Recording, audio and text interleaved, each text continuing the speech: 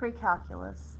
Today we're going to look at how to add and subtract radical expressions. Just a couple notes before we get started. Number one, make sure you have like radicals, and by that I mean check out the index number, make sure it's both square roots, both cube roots, for example. And then also make sure your radicands, which are the numbers or terms underneath the radical symbol, make sure that those are the same. You will not be able to add or subtract radical expressions unless you have the same index number and the same radicand. You're then going to either add or subtract the numbers in front of the radicals and do nothing. Do not combine the radicands. You will add or subtract the numbers in front, but do nothing to the radicands. So it's similar to just combining like terms in Algebra 1.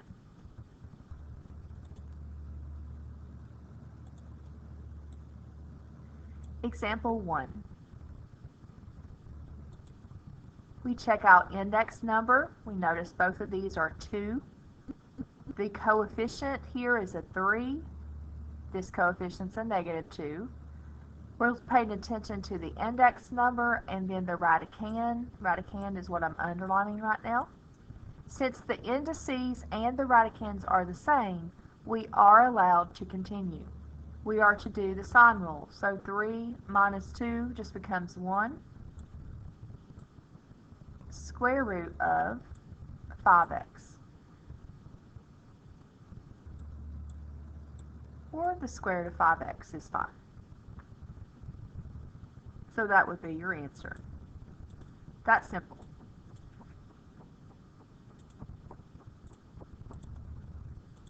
Okay, question 2. 6x squared times the square root of 7 plus 4x times the square root of 5.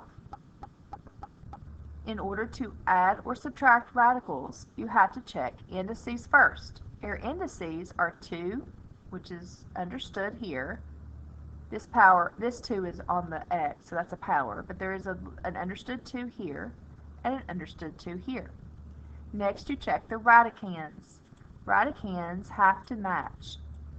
7 and 5 obviously are different, and so because of that reason, there is not an answer to this problem. There's no sum. You could also say already simplified.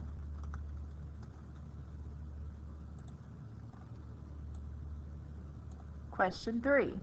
12 times the cube root of xy minus 9 times the square root of 7xy. Again, you're paying attention to the indices. You've got a 3 and you've got a 2 here. They're different. So I can stop and say the same thing as the last question. There is no difference, no answer. Question 4. 3x times the square root of xy plus 4x times the square root of xy. Check out indices first. We've got a 2 here and a 2 here, so we're good there. The radicands are also the same. We are to continue by adding the coefficients together. We have a 3x plus a 4x. So total would be 7x. And then you do nothing to the radicand. You just drop it down. So it would be the square root of xy. And then you also good time to mention this, also want to make sure that this is simplified. If you know that you can keep going, then you need to do that every single time. So adding, subtracting is pretty straightforward. However, sometimes you have to actually simplify the radicands before finding like radicals. So I do want to caution you against something, because make sure that you're checking to see, like at first glance, for example, square root of 12 plus the square root of 75 minus the square root of 3. Yes, at first glance they are different, okay? But instead of jumping right in and saying no answer, please make sure that you see if they simplify, because sometimes they will and they'll actually turn into the same radicand. Okay, so I'll show you what I mean by that statement. If you're looking at the one on the left here, we've got the square root of 12, and we got a 75, and we have a 3. And yes, they are different, but 12 actually can be written as 4 times 3, since 4 is a perfect square. Drop my plus sign down. 75 is also divisible by a perfect square, and the highest one that will divide into 75 nicely would be 25.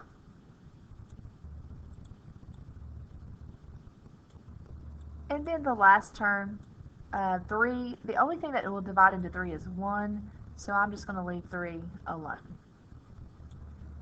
And then we'll take each of these problems separately. The 4 here, the square root of 4 becomes 2, and then we drop down 3. We'll drop our plus down. Next, we have the square root of 25, so that's going to be 5. And then we'll drop our radical 3 down. And then the last term stays the same. And so you can see, because I've simplified each of these pieces as best I could, now we do have like radicals. So this problem was kind of in disguise. You want to make sure, like I said before, you simplify before you say, yes, you can add, or no, you cannot. Because they all are square roots, and because they all now have a 3 as a radicand, you are allowed to continue 2 plus 5 minus 1. 2 plus 5 is 7, 7 minus 1 is 6, and yes, you can do that all at the same time. So there are 6 of those terms left. You'll drop your 6 down, and again, do nothing to the radicand. 6 radical 3. Okay, next you have the cube root of 250 plus 2 times the cube root of 54 minus the cube root of 16. And so we're thinking cubes in our head, so like 1 and 8 and 27, 64, 125, and so on. Okay, so I'm looking at the cube root. I like that all these had the same index number. 250, 125 will go into 250. So I'm going to rewrite this one as the cube root of 125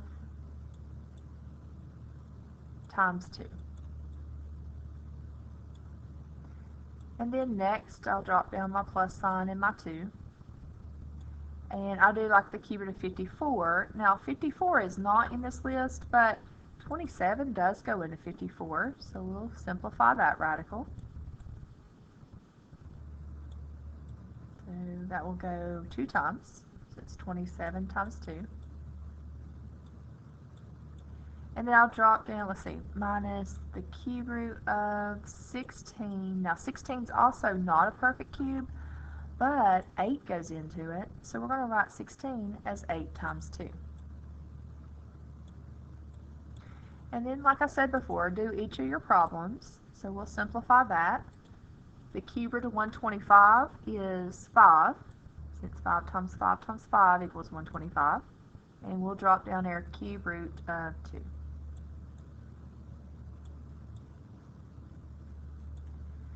Okay, in the next set, I have the cube root of 27, but I have a 2 in front, so I need to drop that down and then answer this question. The cube root of 27 is just a 3, and remember, when it comes outside, since there's a 2 there, you need to make sure you're showing this like in parentheses, because we're going to have to multiply those together. And then you have the cube root of 2. Okay, and then last I'll drop my minus sign down, and the cube root of 8 is just a nice 2, and then the other 2 has to stay underneath the radical.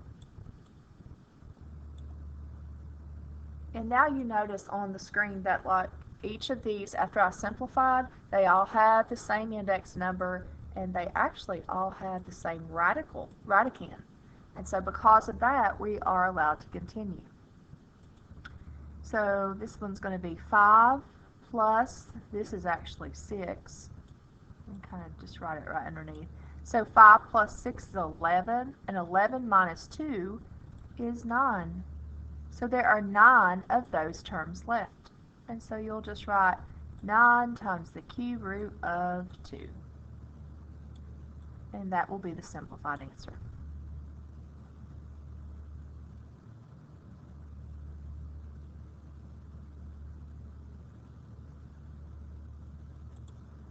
Okay, next, we're going to look at how to multiply binomial radical expressions. And so radical expression means there's no equal sign. Binomial means there's 2.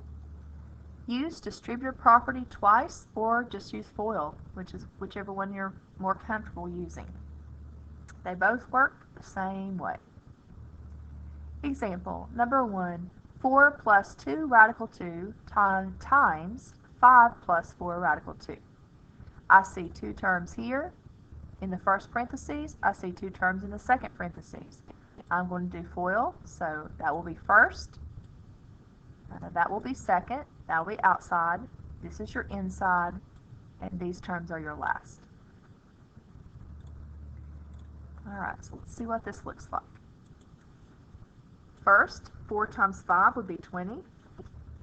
Outside, now we're looking at a 4 and we're multiplying it by a 4 radical 2. Now we're in multiplication mode right now because we're doing FOIL method. And so we can multiply anything together, but this one doesn't have a radical. So you're just going to do like 4 times 4, which is 16. And then you're going to drop the square root of 2 back down.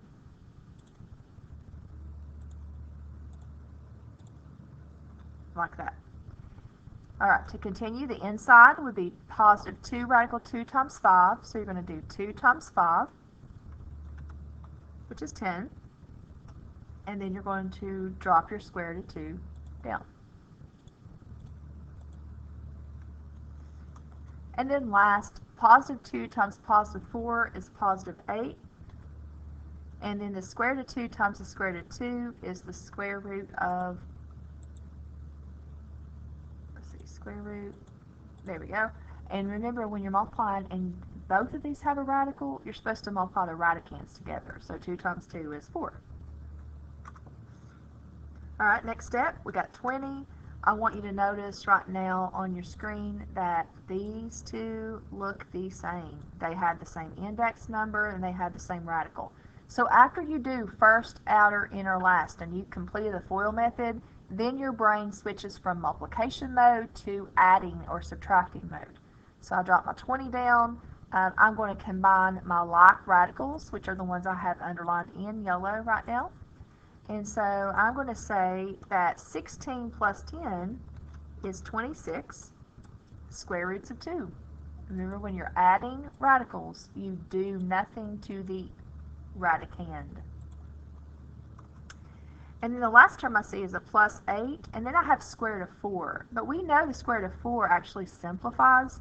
So anytime you're in the problem and you notice that you have a radical that you know an answer for, please go ahead and do that. Make it as simplified as possible. So that would be 8 times 2.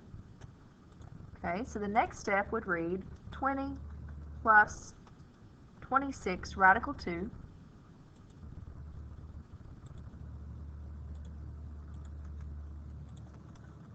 plus 16. And then finally, we have 3 terms on the board, but these two are just basic numbers, like constant numbers. So we're going to go ahead and add those and call it 36 plus 26 square root of 2. And these are unlike, and so that is where we'll have to stop. That will be our simplified answer. Okay, so I did FOIL, first, outer, inner, last. So I was in multiplication mode first, and then I started looking for like terms. My brain had to switch to add subtract mode, and then simplify as much as possible. Okay, we'll try the next one. Number 2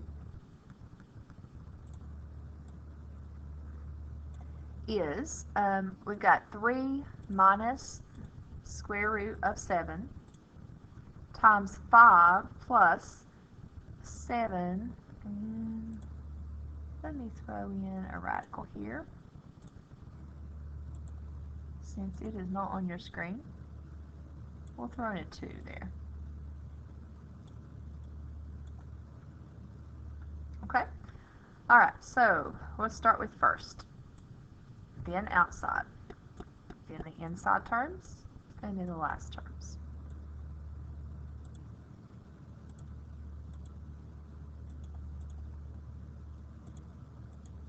Three times 5 is 15. Outside, 3 times a positive 7 radical 2. Well, 3 times 7 is 21, and then you'll have the square root of 2.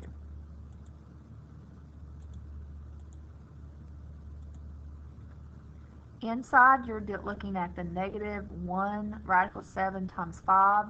Again, the 5 is just a plain number. This is a radical, but we're in multiply mode, so you're going to multiply negative 1 times 5 to get negative 5, and then you're going to drop your square root of 7 down.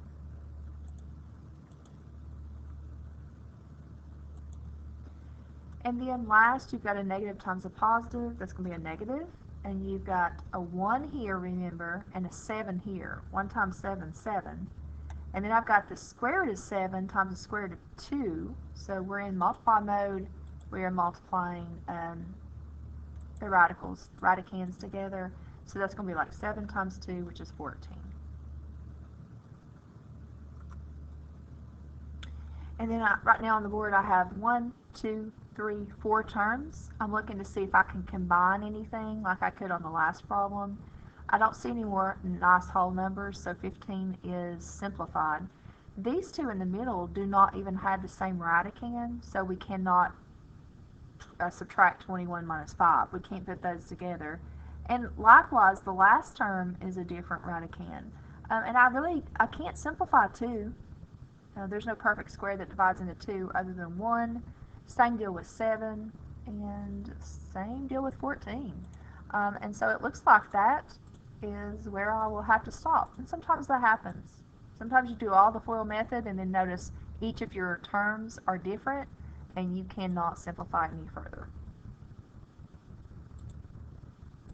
Okay?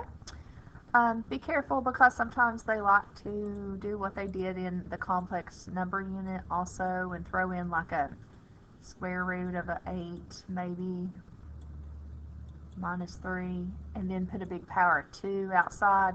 And when you see that, we know from the past to write this twice and then do FOIL and then simplify.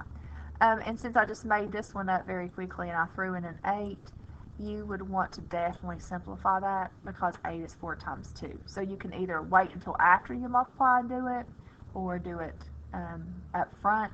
I think I would just go ahead and do FOIL first and then simplify at the end. Okay.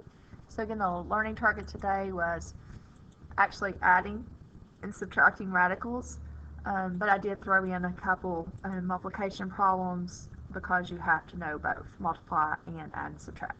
So we'll give it a try, and then next time we'll look at division.